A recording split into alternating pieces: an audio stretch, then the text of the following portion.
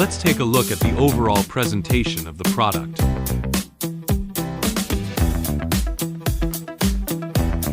The LED display contains plasma grid cutting, air gouging,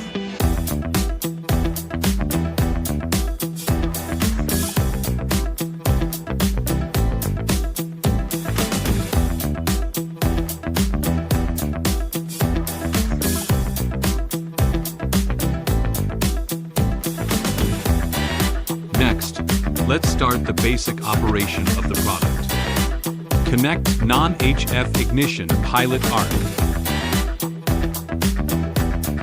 Reconnect the earth cable and earth clamp.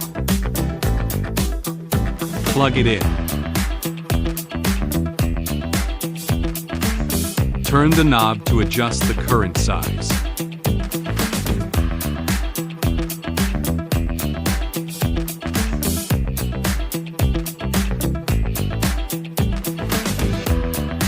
Let's take a look at the air regulator.